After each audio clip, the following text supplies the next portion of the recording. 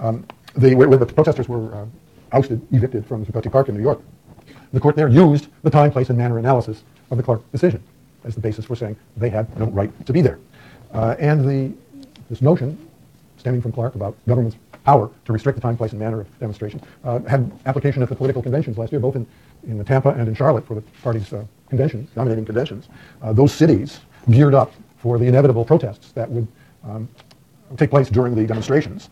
There always are protests at political conventions these days, and they were augmented last year by the Occupy folks. Both the cities involved adopted new ordinances. They issued permits for demonstrations only for designated parks in the cities, which were at some considerable distance from the convention halls. That's a place regulation. They placed the demonstrators in a place where they could neither be seen nor heard by the people that they were protesting, that is, the people in the convention. They imposed by these new ordinances limits on parades. They banned a whole bunch of stuff in areas designated by the city manager. This stuff included glass bottles, chains, water pistols, backpacks, and so on. Heavy police presence in both places. And each of the cities used $50 million in federal grants for security, which bought the law enforcement people gas masks, security cameras, miles of fencing, and steel barriers. All perfectly permissible government activity to contain the time, place, and manner of political demonstration. In this vein, the Congress enacted another new law last year called the Federal Restricted Buildings and Grounds Improvement Act. That's also in the Federal Criminal Code, Section 1752. Overwhelmingly bipartisanly passed, 399 to 3 in the House, makes it a crime to disrupt government business or official functions in what the law calls a restricted building. You get up to 10 years in prison for disrupting government business in a restricted building, and a restricted building is defined in the law. It includes the White House, no big surprise there, and it includes any other place where the president or any other person is getting Secret Service protection. The president gets it wherever he goes, so does the vice president and the other officials, but not always the top ones. And a restricted building is where you get Secret Service protection, or a restricted building is also an event designated as a special event of national significance, which includes the political conventions, includes NATO meetings when they come here, the Group of 8. The Olympics would be such an event. Concerts can be such an event. And every Super Bowl is designated as a special event of national significance, which triggers this law and creates new places where protesters are free to be nowhere near the people that they are protesting. The Secret Service, I used to think the Secret Service was this handful of guys in black suits with bugs in their ear who protect the president. In fact, there are 4,400 employees of the Secret Service in 136 field offices around the country, all primed to arrest anybody who tries to disrupt government business in a restricted building. Well, to test where we are on these political protests thing, let's look at what happened in Russia last year with the Pussy Riot phenomenon. You know what happened there, right? Pussy Riot is a punk band that invaded the Russian Orthodox Cathedral in Moscow and performed there. I don't think they had much of an audience, but it was videoed. And the group sang anti-Putin lyrics in the cathedral, protesting against Putin as well as the power of the church in Russian society now. They beseeched, in their songs, they beseeched the Virgin Mary to get rid of Putin. And the 3 young women were arrested and charged with hooliganism. Hooliganism is not a crime in this country. Apparently in Russia they know what it is. You know a hooligan when you see one.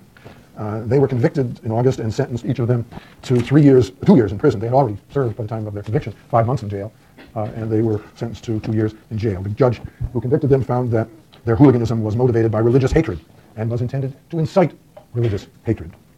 And the sentence itself set off huge demonstrations and parades in Moscow and other cities, primarily in Europe, but even including here. Free Pussy Riot. Well, how would that event have been treated in the United States? Knowing what we know now about subversive and protest speech and the First Amendment, how would the Pussy Riot people have been treated under our system? They invaded private property and? Nothing about their content. The content of their speech would be protected, but they would still be in trouble because they were trespassing into a church. That's kind of a private property. It belongs to the church, I guess. Would be treated as trespass. And what is it that, if the case were litigated in the Supreme Court, what is it that would distinguish, under the common law method, Snyder versus Phelps, the funeral protest case? In order to reach the result that you say the court ought to reach, that is that their conduct in invading the church is not protected, in order to reach that result, you'd have to distinguish Snyder versus Phelps. Say, well, that's different. Doesn't govern this case. Rachel? Say again?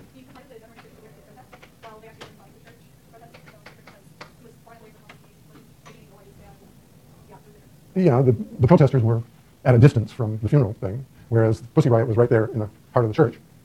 But they didn't disrupt anything. The church was empty when the congregation wasn't conducting a service while they were performing there. Well, I do think that that matters. I do think that it matters that the place where the demonstration occurs is not a traditional public forum. It's not a public sidewalk. It's not a public park. It is a private property, belongs to the church. And I think trespass, which is both a crime and a tort, been illegal since the beginning of the common law, going back centuries. Trespass, going onto somebody's private property without permission, that's all it takes to be a trespass. Go onto somebody's real estate without their consent. That's content neutral, not aimed at all at the sign and so on, and I think they would be convicted of trespass, maybe of disturbing the peace if they disturb worshippers in the church, or disorderly conduct, which I suppose is the American equivalent of hooliganism, being disorderly, and liability, criminal liability for trespass or disorderly conduct would not violate the First Amendment, because saying that people can't go onto private property is a reasonable time, place, or manner restriction on speech, and the law of trespass is content neutral. So I do think the sentence in the case would certainly raise some eyebrows here. I mean, the punishment for trespass or for disorderly conduct is misdemeanors and extremely light. The idea of spending 2 years in prison would certainly get the court's attention, but that would have to be analyzed as an entirely separate legal issue, maybe involving the Eighth Amendment rather than the First, and the Eighth Amendment's restriction on cruel and unusual punishment for a crime, where the punishment is so wildly disproportionate to the seriousness of the crime that it's constitutionally intolerable. So I guess one of the takeaways from this section of the course is that the government has very little power to ban the content of political speech, whether it's subversive or protest.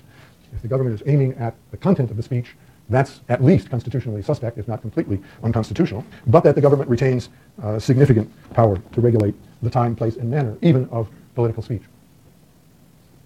That enough for today? Okay. Next week we'll do national security and terrorism, and we work into prior restraints. We may be jumping ahead a little faster next week, but I'll let you know what we'll cover.